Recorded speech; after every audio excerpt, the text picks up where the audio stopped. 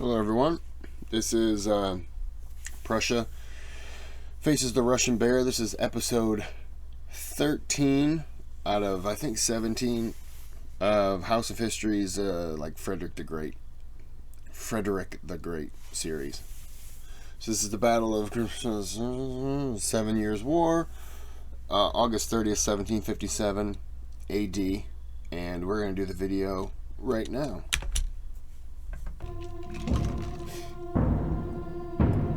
In the summer of 1757, things were not looking good for Prussia.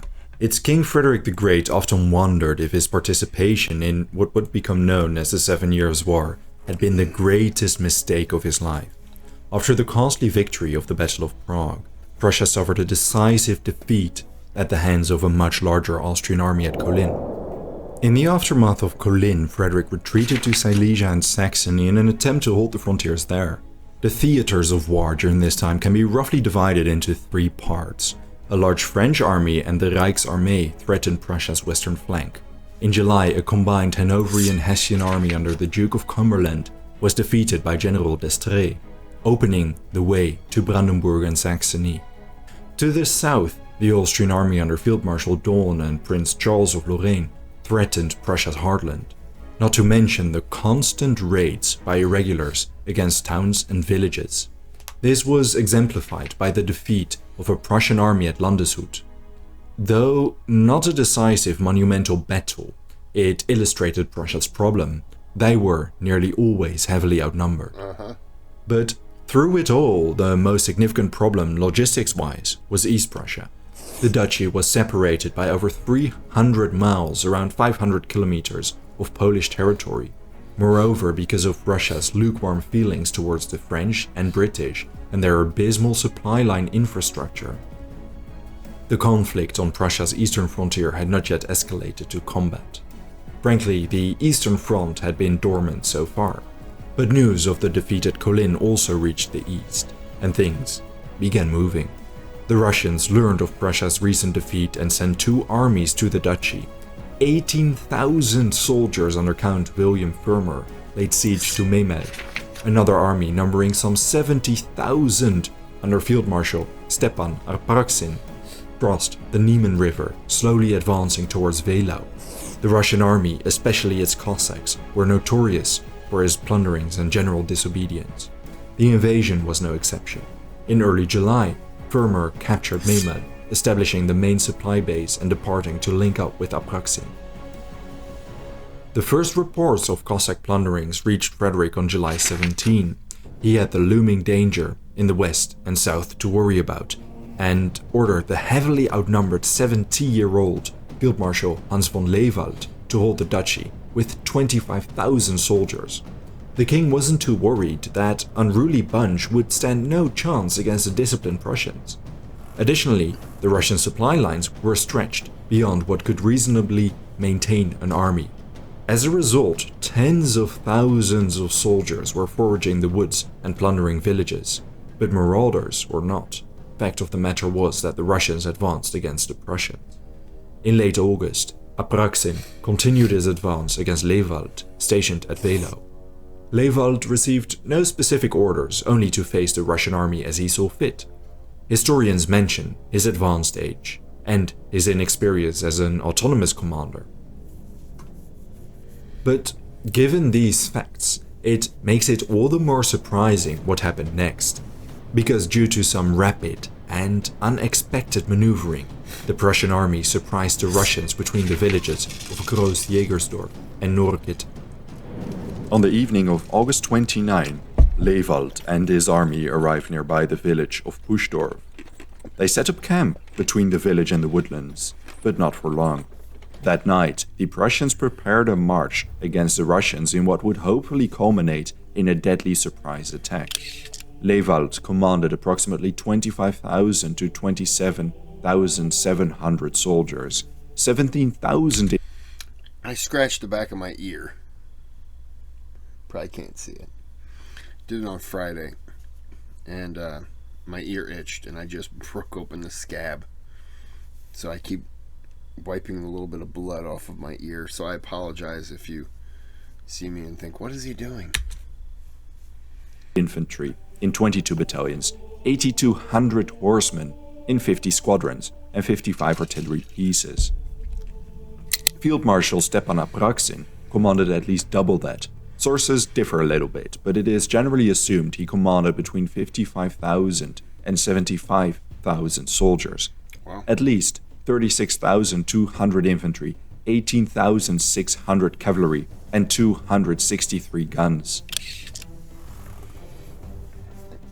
The Russians camped between Uzbunzen and around the Pregal near Norrkitten.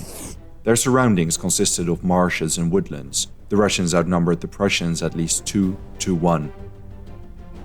At around 2 a.m. that day, unbeknownst to them, Lewald ordered the entire Prussian army to march in 3 columns through the woodlands towards Groß Jägersdorf. The Duke of Holstein commanded the south, Lieutenant General Schorlemmer the north, and Lewald the center. Despite hoping to surprise the Russians, there is reason to assume Apraksin could have prepared for the Prussian attack with the knowledge of hindsight. His Cossack scouts had already informed him of the advancing Prussians in late August. However, because of the lack of deployed guards, the advancing Prussian army wasn't spotted, and the situation didn't put the Russians on high alert. At 4 a.m., a misty dawn, the Russian soldiers slowly awoke and began preparing for their march. The Russian cavalry and Cossacks moved from their camp at Uzbunzen down south, along the road towards Allenburg. Firmer's division was delayed, resulting in only half of the Russian cavalry moving south. To the west, Lewald's army advanced. When he saw the Russian cavalry trekking south, he ordered the Duke of Holstein with 20 whole squadrons to move against the vanguard. Next, he ordered Lieutenant General Schorlemmer's cavalry to move towards Weinoten in the north. If successful, the Prussians would mount a surprise attack against both the north and southern flank. Lewald maintained command of the Prussian army, covering the entire center. They deployed in front of Groß Jägersdorf and Uderballen. Thanks to the morning fog, the Russians overlooked the advancing Prussians at first. A Russian battery nearby Weinoten was the first to notice Schorlemmer's advancing cavalry. They opened fire, alerting their comrades that battle was likely imminent. However, upon hearing the noise, several units collapsed in disorder as their officers frantically sought to deploy. Frankly, it already was chaos as the Prussian infantry appeared in front of the marching column. The Prussian infantry and cavalry soon fought against haphazardly formed Russian vanguards. They pressed the attack and aggressively pushed into their lines. Eyewitness accounts survive of Russian officers caught by total surprise. Some of them galloped around distractedly, shrieking out meaningless orders. Regular soldiers supposedly left the battlefield to go guard the baggage train or to hang around in nearby bushes. Because general control lacked, many infantry units could not form up in squares, a traditional defense against attacking cavalry. The Prussians made serious inroads in record time. Things were not looking good for the Russians. But to the south, Sibylski's cavalry managed to form a battle line against Holstein's advancing cavalry. Still, Holstein's dragoons launched a severe charge and burst through the enemy lines. Brutal fighting broke out. And to the north, despite the initial surprising casualties, the Russians held Schorlemmer's cavalry at bay. However, this promising position for the Russians was radically altered when Firmer ordered the advanced batteries in the north to retreat. There's no satisfactory explanation for why he gave this order, but it directly freed up Schorlemmer's 30 cavalry squadrons. These cavalry squadrons now flung themselves at Firmer's cavalry despite the artillery battering. The Russians just seem completely discombobulated for this. They don't really... They were just caught off on pure surprise, and they don't know what to do.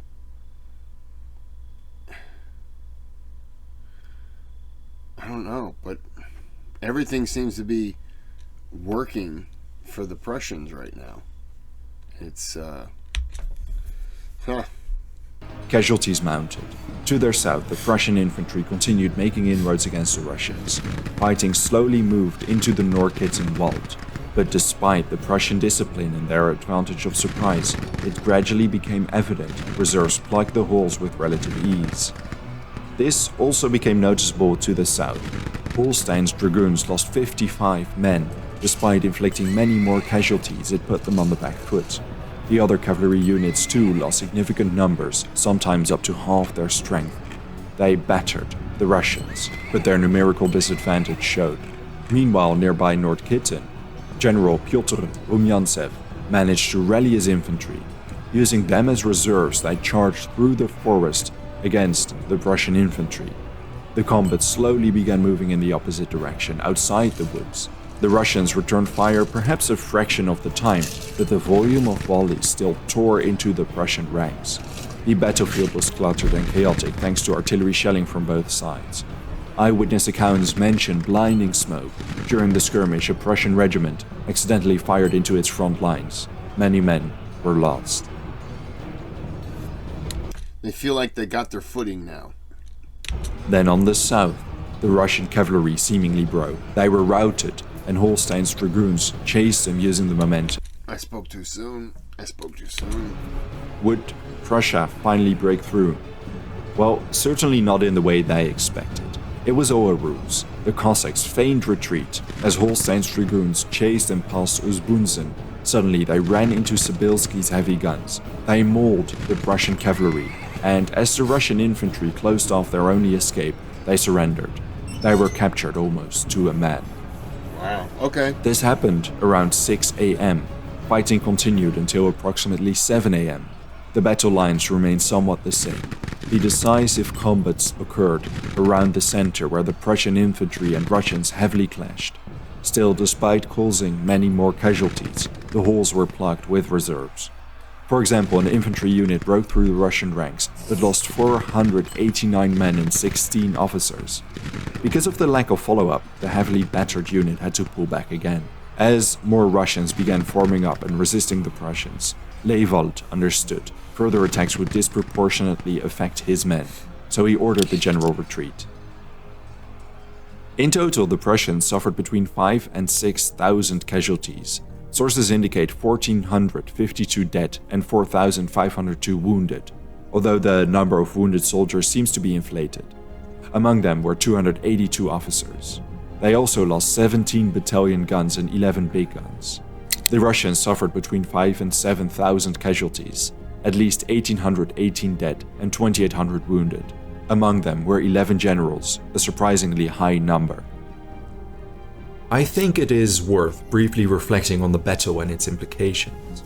First, the Prussians managed to closely contest an army twice their size. Yes. They surprised the entire army, and initially it seemed like they would emerge victoriously. But we should also not forget that the Russians still managed to come out on top, despite a surprise attack, fundamental lack of discipline, and an absence of drilling. Sure, their numerical superiority played an essential part in the eventual victory, but still, they had no opportunity to form conventional battle lines, for example. Redman explains how the Europeans did not know much about Russian warfare at this time. Besides Sweden wars the previous century, their next best source were the Ottomans, which did not exactly provide the average European commander with much knowledge. Simply put, the Prussians had no idea what to expect, and they misjudged Russian tenacity.